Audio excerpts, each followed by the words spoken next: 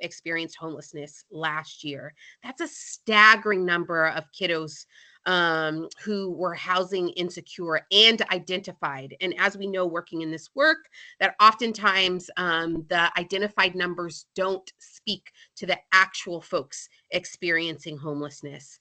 And so as we think about the work that we do, obviously every person, no matter the age, deserves care with dignity and support. But there's a special particular focus that we as a community need to think about how we address children who are experiencing homelessness. And the reason is because experiencing homelessness in childhood has really drastic effects. Our kiddos experiencing homelessness are 3 times more likely to be placed in a special ed program, 8 to 9 times more likely to repeat a grade, 42% more likely to drop out of school altogether, 47% more likely to suffer from anxiety, depression, or withdrawal, and 7 times more likely to actually attempt suicide. I don't know about you, but that's just not okay in the community that I love and serve. And so at Family Promise, we work hard each and every day to not only address the big capital, H homelessness problem, but also work to make sure kids get engaged at school, find support, be able to, play sports, find that, kind of third place, whether it's the theater or, a scouting group, so that they can make sure that they are having an amazing childhood experience despite maybe their housing insecurity. So I'd like to show you a little video that just demonstrates a little bit of how we work.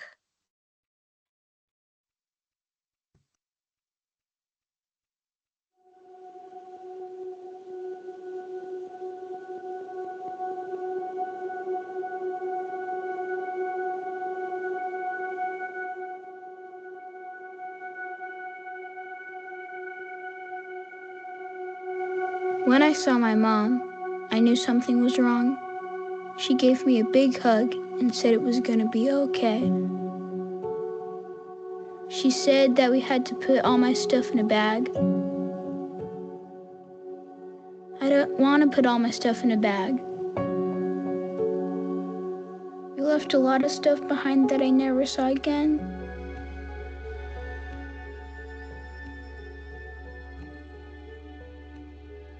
My mom drove for a long time, but we didn't go anywhere. I wanted to go back home, but she said we couldn't.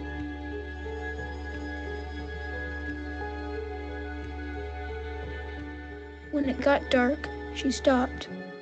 It was really scary the first night.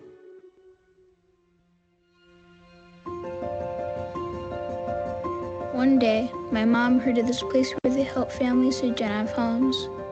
I was scared, but I tried to be brave for her. Miss Kathy said me and my mom don't have to sleep in our car anymore. She said that they're going to take care of us. Miss Kathy said we're going to sleep at church. I didn't think you could sleep at church. I asked my mom if it was my fault that we had to move out. She said sometimes things are bad, but it wasn't my fault. She said I was brave. There was a lot of people with us. They had yummy food and even ice cream. Me and my mom got our own bedroom. That was good because my mom was tired. We slept really good. We ate breakfast there every morning. My mom used their computer to look for a new job. I don't think she likes the computer very much. Tom asked me and another family to play basketball with him. We played every night. But one day, the family wasn't there. Tom said they moved into a new apartment. That made me excited. Maybe me and my mom can move into one too. One day, Mom looked really pretty. She said she has gotten a job. I told her it was going to be okay. We were really happy. After my mom found a job, we found a new place to live.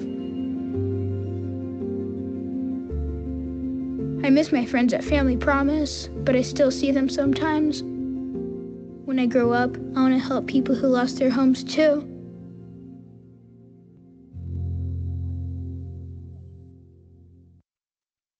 So at Family Promise, we know that the need is now. If some amazing billionaire were to give us $5 million, billion dollars, it would still take us years to build the capacity. Um, but the great thing about the Inland Empire is that we have a faith-based building on just about every corner. And in addition to that, the populations of folks engaging and utilizing those spaces are shrinking. And so, Family Promise, we believe that people become homeless not because they run out of money, but because they run out of people. And it's our heart to give our homeless neighbors back their community. And so, we leverage faith based space to create shelter. And it's my heart to one day have every faith-based community participate in sheltering our families so that no kiddo, no family has to sleep in a car or worse. Next slide, please. I wanted to I would be remiss, my board would kill me if I didn't give you a commercial. We actually have a karaoke fundraiser this Saturday at Route 30 Brewing in Riverside. If you love karaoke, we would love for you to come. The cost is $50. You get one drink ticket, and the rest of the dollars go to a great cause. We're going to have a fabulous time. We would love to see you there. So oftentimes in spaces like this, folks ask, like, how do we get connected to you? Obviously, we have a Facebook and Instagram at Family Promise of Riverside. You can go there. On each of those pages, particularly on Instagram, there's the link in the bio. At Facebook, you have to scroll all the way up to the top. But our contact information is there. If you would like to engage with our volunteer program, our volunteer training link is there in addition to the tickets to the karaoke. And I actually am also our social media manager. So you can also message us for more information. To call us, please take this number down at 951-266-9158. It is a general line that goes to our offices, but also goes to my cell phone and whatever staff members on call. So if you need to engage with us to, let's say, find a resource, to see if we have space, that is the number to call. That is also the number to give anyone that you're referring to us. Again, we would love to speak to you first. I agree with Michelle. It's great to have a warm handoff. So if you want to have a conversation with us first to kind of advocate for your family and help us to know even what state they're in, whether we need to just really, really be gentle and give them a lot of space, or if they're just ready to go, it's kind of helpful to know what perspective to take. And then you can have them call. We really believe in autonomy. So we want guests, we call the people we serve guests. We want them to call and say, yes, this is the space that we would like to receive help. This is my personal email address. My work email address is Claire, my name. It's with the E, it's the French spelling, at fpriverside.org.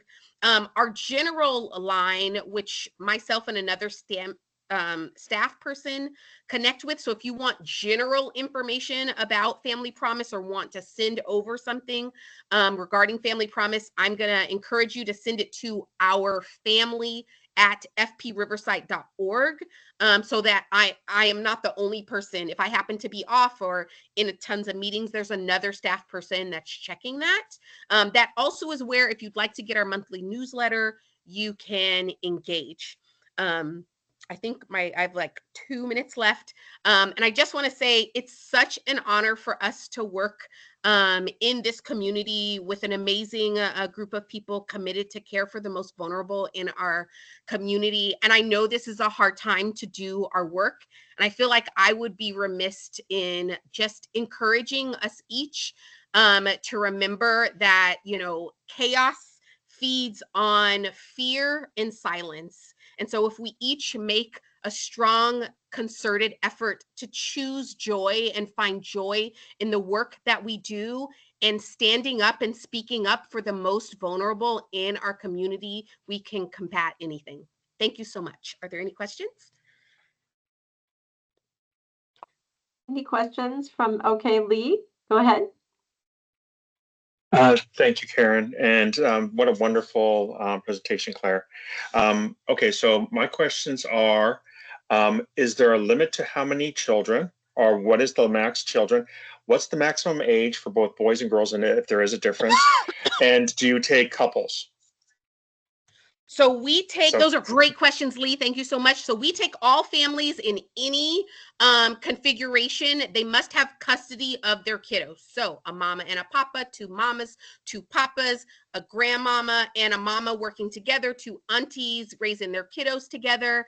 And no, there are no maximum kids. I think the largest number of kiddos we have had has been 9 kiddos. So we take families.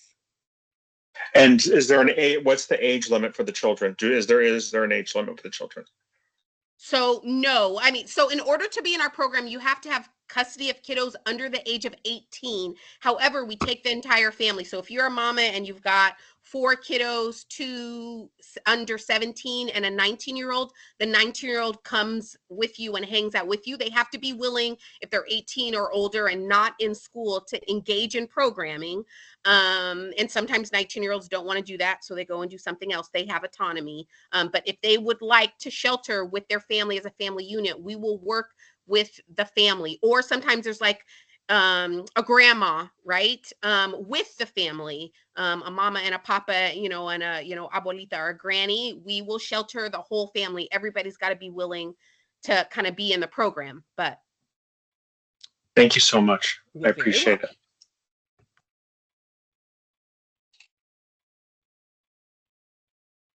Any other questions? Michelle, and then we have Maribel and Carol. So we'll start with you, Michelle. So I know Claire very well. She does amazing work here in the city, and she's got great working relationships with our faith-based community. So we will be holding a faith summit coming up in the next couple of months, Claire. So I'd love for you to present at it, and I hope you will come and present. So the invitation has been extended. I would love to. Just give me the dates so that I can make sure I put it on my calendar. Okay, this is great. Everybody's waking up. I love to see the interaction. Carol, oh no, Maribel, I'm sorry, you're next. Hi. Go ahead. Sorry, go ahead. No. I think I misheard the order. Go ahead. Okay. Is there a space capacity? So yeah, we only have a certain number of beds, which is why it would be helpful for you to kind of call so that we can know if we have space to house folks. But we work really hard our goal is to house family in 90 days. So within the time that our families are with us, we're fighting for housing. And so we're kind of constantly cycling. We also have a shelter diversion program that we've started this year. So if a family has a possibility of hanging out with a loved one for just 90 more days, we provide support to that family to do that and then stay connected. So we might be at adding this program has allowed us to add even more space in kind of what we would say our emergency shelter program through diversion. Thank you. You're welcome. You may have answered this, but how long can a family stay in your program? So our goal in shelter is housing in 90 days. And then our families hang out with us for 2 more years once they're housed in our graduate program, again, because we want them to stay stably housed. If a family at 90 days is like working the program, they've done all the things, they're engaged, and they want to hang out with us, we do have extensions. A family we're working with right now has actually been with us a pretty long time, but they have been doing all the things. So it really depends on really compliance. And honestly, We are not an easy program. So I will say that we are very intensive case management. We really believe that kiddos should grow up at home, no matter how modest the home, that home is going to be better than any program we could provide, even if it's trauma informed and got all the toys. And believe me, we have all the fun, amazing things. We do have ice cream. Kiddos eat dessert every single night. There's a lot of fun happening, and shelter is still harmful. So we are really like singularly dogmatic about finding housing, and we make that really clear to our grown-ups, that that's what we're focused on. And then all the other details, we will support you and help you figure those things out once housing is found. Thank you. Okay, Miss Tanya. Hi, everyone. I just wanted to come off mute to say hello. And Claire, thank you for the work that you're doing, which is truly an inspiration and just demonstrates the critical role that our faith-based community, all of our churches, which I know many of are part of, can play in impacting the life of a child, of a family. So thank you. I feel like anytime I spend with you, I just feel so much better because I know our families are in good care. The question that I have, and I'm just trying to maximize on the moment with so many people on this line, is could you tell us like what are some ways that we can help as a community?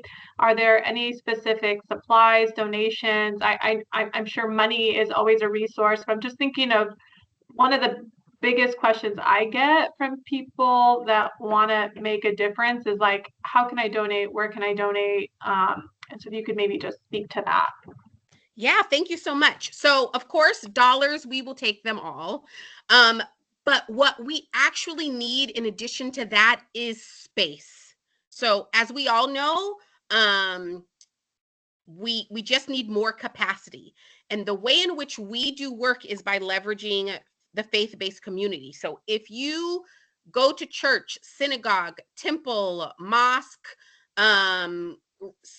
spiritual center, and you have a classroom filled with choir robes, art supplies, old VBS, I don't know, projects, begin talking with your community about what is really the way in which you can meet your mission and meet the need of the community by leveraging that space to allow us to possibly shelter folks there. That is the biggest thing we need is more community partners, to be willing and be brave and to walk down this path with us to ensure that we're getting folks inside, and beginning the process of helping them find home. I think the second thing we always need hygiene supplies, but we always specifically need culturally competent hygiene supplies. I know Suave is cheap and it's easy to go to the sample aisle in your big box store and grab, except I don't like showering with Suave. It doesn't smell nice. It's not great. So I always ask folks, if you are at whatever store or whatever website you are shopping on and purchasing a hygiene item for yourself, would you be generous to buy one or two more and donating it to a homeless services agency, even if it's not mine? Because it makes all the difference in the world to get that one smell that makes you feel human again, versus, kind of a generic soap that folks are indeed grateful for, but folks can have just a little bit more sense of kind of return to themselves by being able to have a plethora of things to choose from, particularly I'll say those of us who come from the African diaspora, because our skin and hair require a little bit more tender loving care maybe than our friends in other ethnicities. So we're always in need of just that perfect hygiene supply to make everyone feel welcome and deserving of dignity and love. Great. Okay, Shalina. My question is, if the family have dogs or pets, are they allowed? So we don't have space for dogs or cats. We currently are sheltering fish and turtles. I try to do as much as we can. We have a group of volunteers who are willing to foster animals. And then in Riverside, we do have a pet shelter. It gets full often. It's downtown and folks have to visit daily. But we try to figure out something.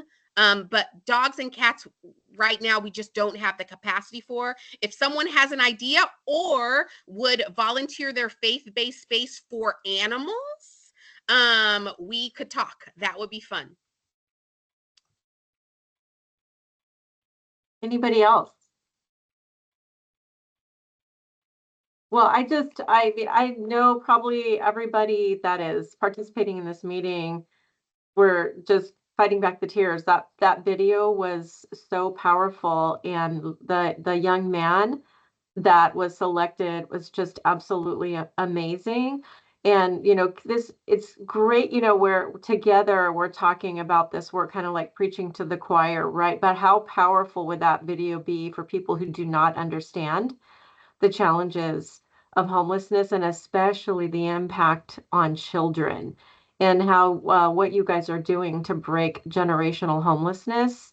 It's phenomenal. I just want to applaud you guys. And Miss Tanya, thank you so much. So beautiful, the work that you guys are doing.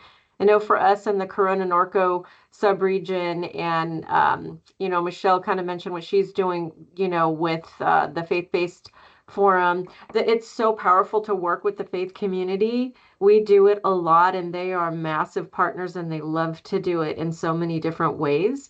So I just want to thank you. It looks like Lee had another question. Sorry, I'm coming back around to now that everybody's done, because I don't want to monopolize all your time. Okay, so a few more questions. Do you take formerly incarcerated? Do you have blackouts? And do you do testing? Tell me what you mean by blackouts. Oh, like some places they do mandatory blackout for like a month, where they can't be on a phone or out for a period of time. I'm gonna say no, because you don't know what I'm talking about.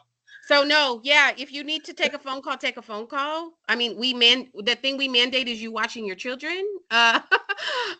So as far as formally incarcerated, because we are a kiddo shelter, we're sheltered with kiddos, no one with any sexual violence or abuse or child sexual violence, and then no violence of any kind. But if you're a thief, we know how to use locks.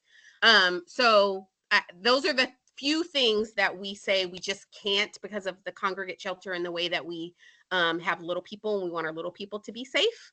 And then what was your other question? Blackout. You have three things. Do you test? Do you test? Oh, so yes, we do test upon entry. And if there is a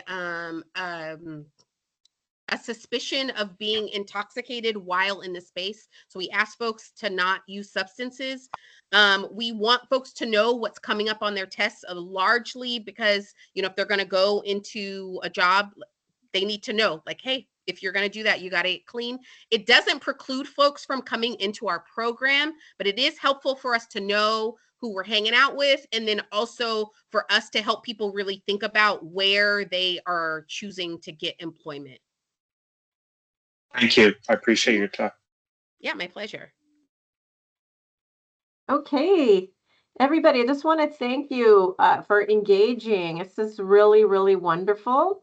And again, Claire, thank you so much for your willingness to be a part of our leadership spotlight. It's certainly well deserved. And I hope that you will continue to be actively engaged in the continuum of care and help us to replicate the beautiful model that you have.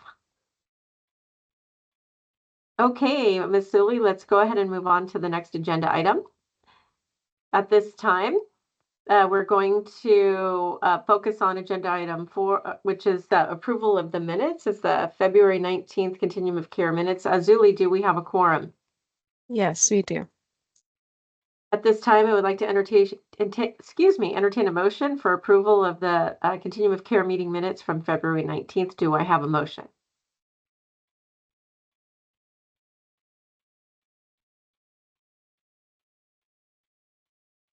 Hello, I need a motion. Hi, this is Angelina. I will make a motion. Angelina Co. with Shelter from the Storm. Thank you. Do I have a second? Hi, this is Kimberly Thomas from Norco College. I second it. Oh, hey, Kimberly. Nice Hi. to see you. Do I have any abstentions or objections?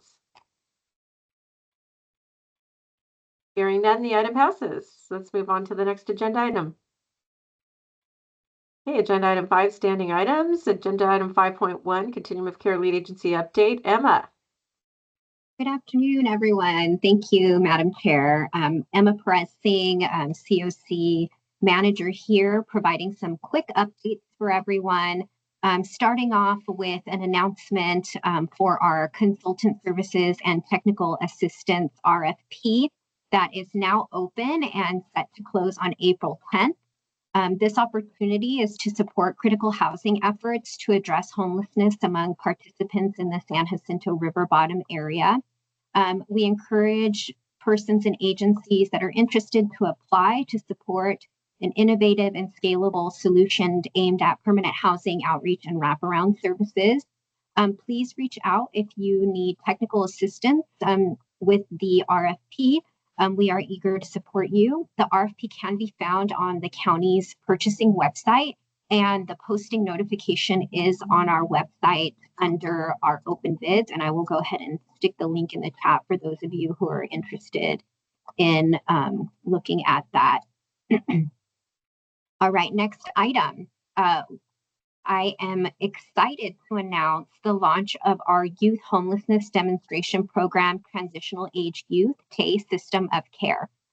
This initiative is a major milestone in creating a comprehensive youth-focused approach that provides housing and services tailored to young people experiencing homelessness. We are so excited at the launch of this program. It has been almost a year of planning up to this point. Our goal has been and remains to build a system and maintain a system where youth have access to safe, stable housing, education and employment opportunities, as well as mental health support and other wraparound supports, including mentorship, and all of this designed with the input of our Youth Advisory Board, who are youth with lived experience. We are so proud of the work that our Youth Advisory Board has done. This is really a transformational effort in our community, and we appreciate the dedication of all of our partners involved. So many of you on the call have been integral in the planning and the positioning of this system of care. I would love to introduce you all to Maria Sarmiento. Many of you know her, but I would be remiss if I didn't acknowledge her and give her an opportunity to share a little bit about what is coming.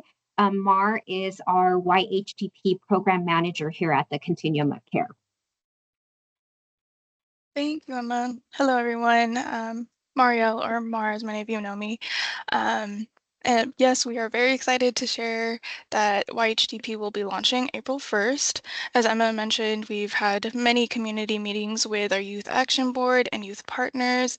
And through YHDP, we're creating a youth-centered homeless system of care. And we can begin receiving referrals starting April 1st.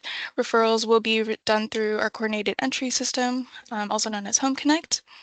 And through the system, we will be opening 5 new housing projects for TAY, transitional aged youth, ages 18 to 24. And these projects will include a joint transitional housing and rapid rehousing project, transitional housing, and 1 permanent supportive housing project for youth with disabilities.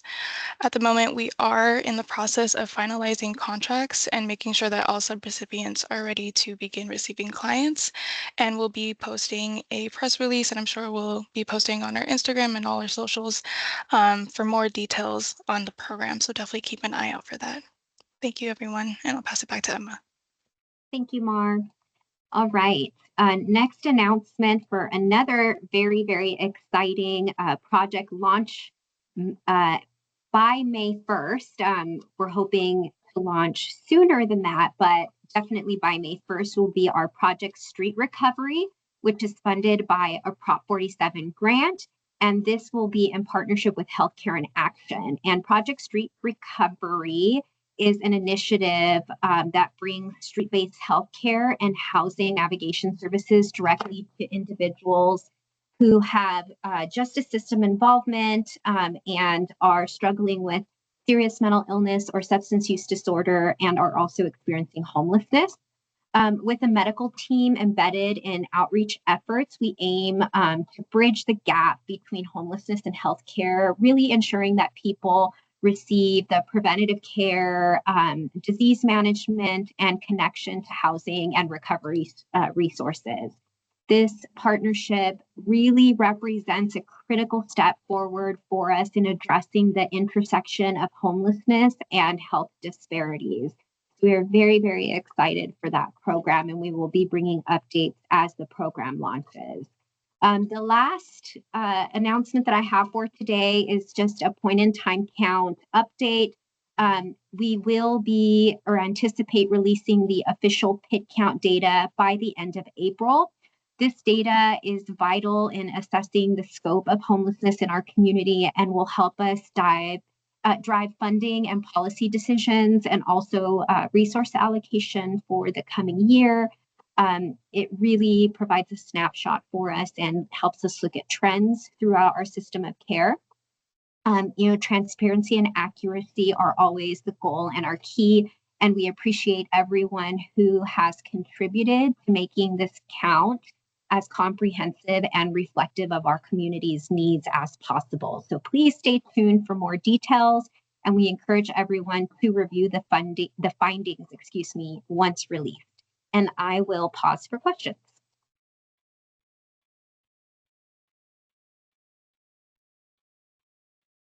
All right, seeing none, I will turn it back over to you, Madam Chair.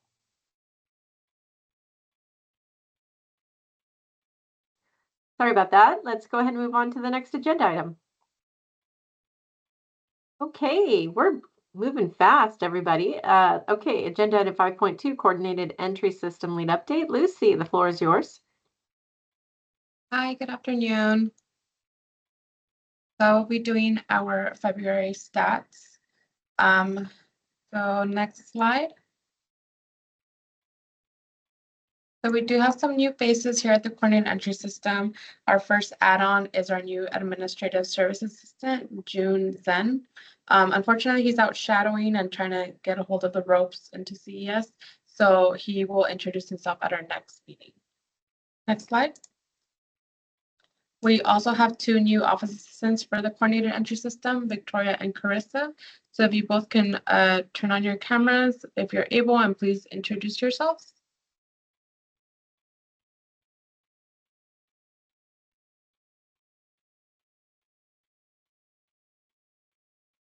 You guys on? Hello. Hi. Um, Can you let her know my Hi, mic's my not name is working? Carissa. Oh. I'm an office assistant too, and I help out Victoria with all of the referrals and everything else that comes in. Thank you, Victoria. Sorry, my mic wasn't working earlier. Hi, my name is Victoria Martinez. I'm an office assistant 3 for CES. Thank you. Can I get the next slide, please? So these are the February stats. So we received about 1,771 Home Connect calls. Our numbers dropped in the community queue. We're now at 932 and 85 successful exits from the queue. So just wanted to do a breakdown of those exits, including the 44 that were done through the coordinated entry system with ongoing subsidy. 26 were successful exits into rental by client without any ongoing subsidy. 14 moved in with family or friends permanently. And one of those exits included a consumer being able to acquire their own home. So that's always a great Wow, news. that's great. Yeah. Hey. Next slide, please. So some areas of improvement that we're working on, CES and HMIS training will be incorporated at every CS partnership meeting moving forward. We'll be working collaboratively to ensure data quality is maintained year round. And obviously this is going to be done through these ongoing trainings. We will also be doing a CES and HA collaborative. So we are collaborating with the Housing Authority to ensure that the lease ups are done quickly, and this is done through a bi-weekly meeting that we hold.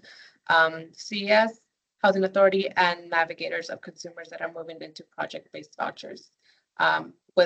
Since this initiative started, we did have a quick turnaround, the quickest being about like 2 weeks from Home Connect referral being sent out to keys in hand to the consumer. Next slide. So some of you may know, CES Partnership holds monthly case conferencing for those that are found to be difficult to house. We collaborate with a myriad of agencies that are on the call to remove barriers for those that are in need of services and housing. So if you have someone that you would like to case conference, please reach out to myself or our Home Connect. We will send you a form that looks like this on the screen, and we will present it at our once-a-month meeting. Next slide. We're also calling for presenters for the 2025 year. We are currently scheduled up through April, but are always looking for agencies that provide services to those that are in need, whether it be within or outside of the continuum of care. So if you have an agency that you think would be great at to show off their resources or services that they provide, please reach out to me and I will reach out to them to get them the confidentiality agreement and ensure that they are on the schedule for this upcoming year. Next slide. And we would like recommendations. So we're always looking for feedback. If you're active in the coordinated entry system and you find yourself struggling with gaps, we would like to know about it. If there are any trainings you would like to see or any ideas to instill into CES, please reach out to me or our Home Connect.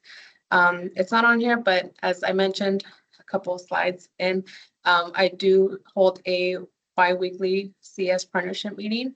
If you're interested in participating, whether it be through just watching and seeing what resources and services are available, or sitting in on a case conference before completing one yourself, please reach out to me. We do need a confidentiality agreement on file in order for you to attend, but they are very exciting. They're very full of knowledge, and I do recommend it for anyone that would be interested. I'm not just biased because I run them. I think they're actually very helpful.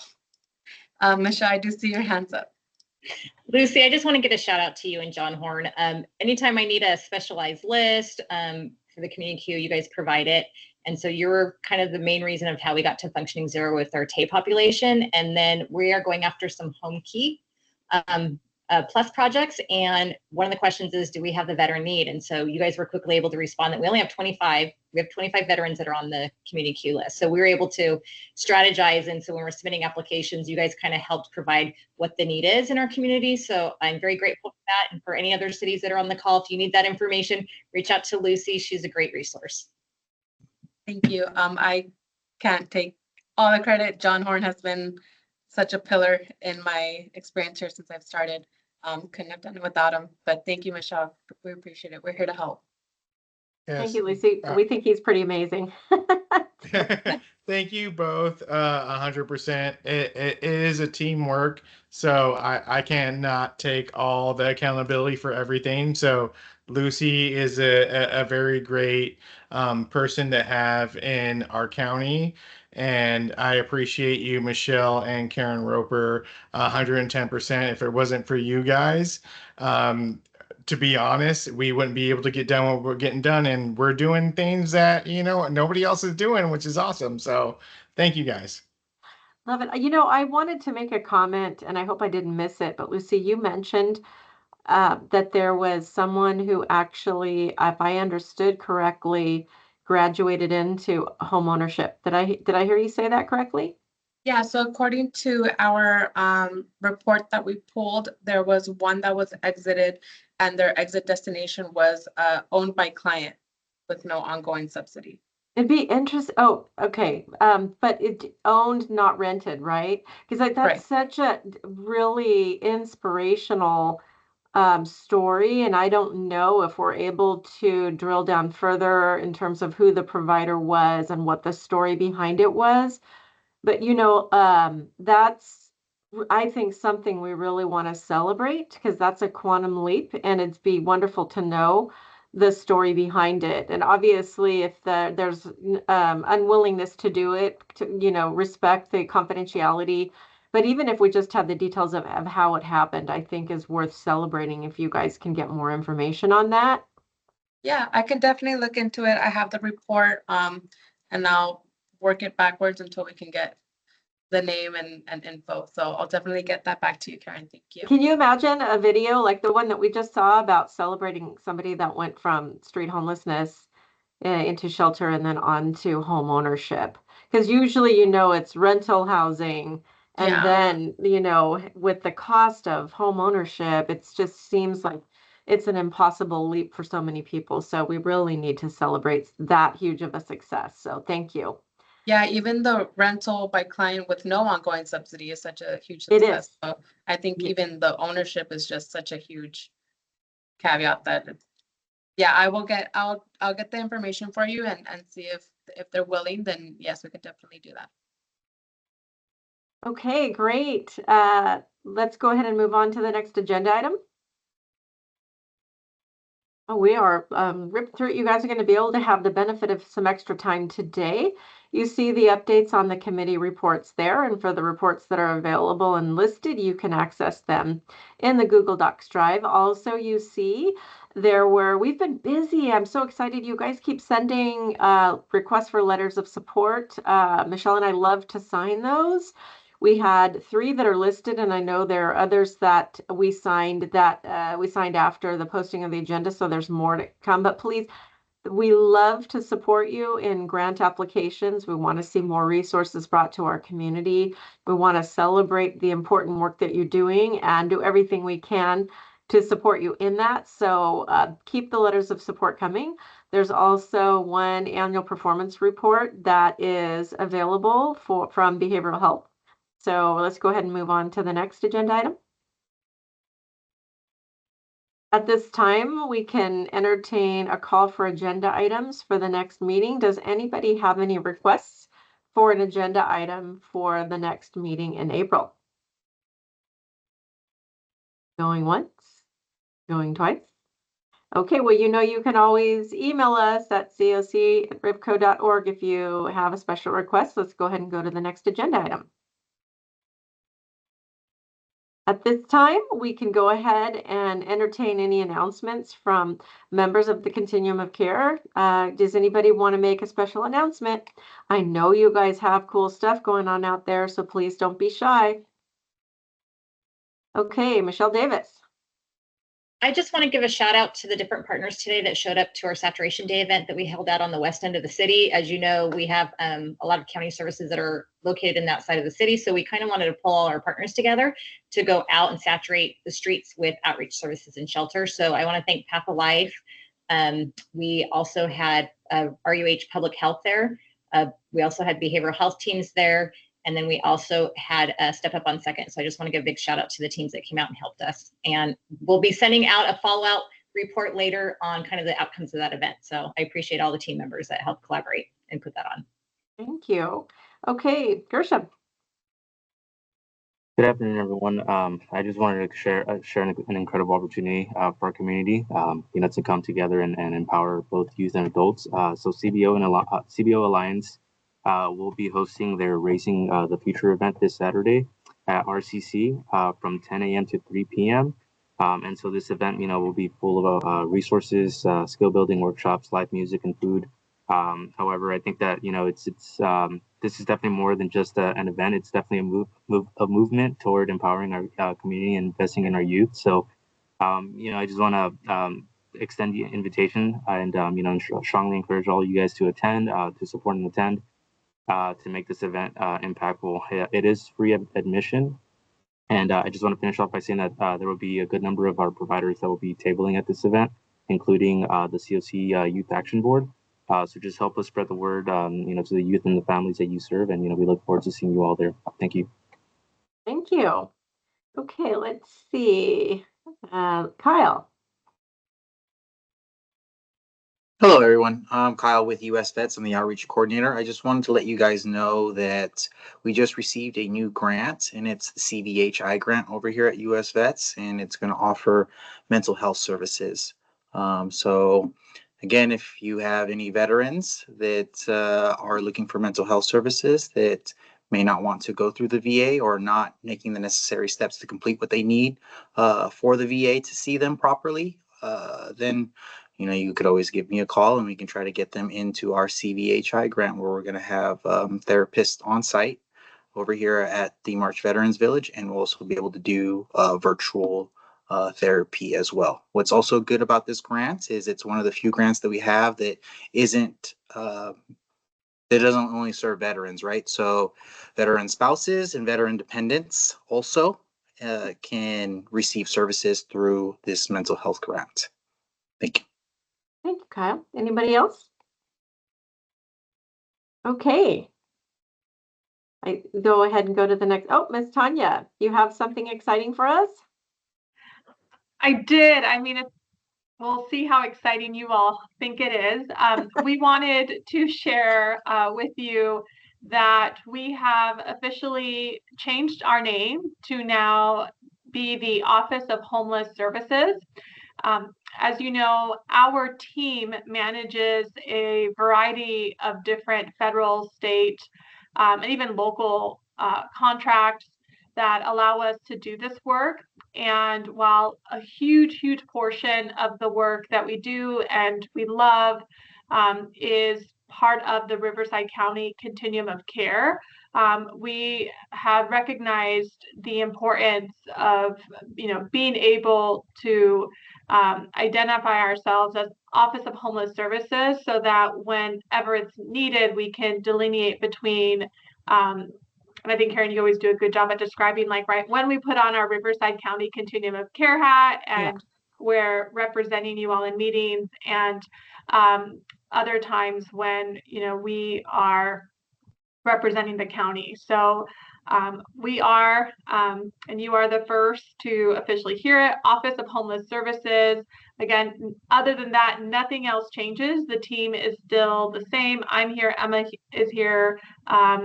The entire team you work with and love, who is represented here, is all still here. So you'll be seeing that change in our signature, and I think is truly reflective of the work we're doing in impacting homelessness. So thank you. That's exciting. It's a smart name change, because the work that you do is so broad, Tanya. So I assume you are the Deputy Director of the Office of Homeless Services. Is that right? And underneath of that umbrella is the Continuum of Care and a multitude of other things, right? So I know you guys administer programs and services under the county contracts that aren't necessarily, approved at the BOG, but they're part of the larger picture of the Continuum of Care. And you guys do get all kinds of different assignments and have responsibilities that probably, if everybody knew the magnitude of what you guys do, their heads would probably be spinning. So we're just so proud of you and the great work of your team. So thank you. Anybody else have any updates, announcements? Okay, I think the next slide should be the adjournment. And then after that, Julie, I think we've got our upcoming meetings. We always like to make sure you have those on your calendar, and we do send out those calendar notices so that you have it readily available for you. I just want to thank you all for, and look at this, we still have 102 people with us right now, and it's 3:59. This is probably one of the fastest Continuum of Care meetings I think I've ever chaired. But knowing how busy you all are, I'm thankful. You have a million things to do. Keep doing the beautiful, amazing work that you do across our 7,303 square mile county. Appreciate you all so much. We will see you at the next Continuum of Care meeting. Have a beautiful afternoon, everybody. Thank you, Chair. Thank you, Chair. All right. Bye, Have a Karen. wonderful day. Thank you, Karen. Bye, Yeah, Karen. absolutely. Thank you.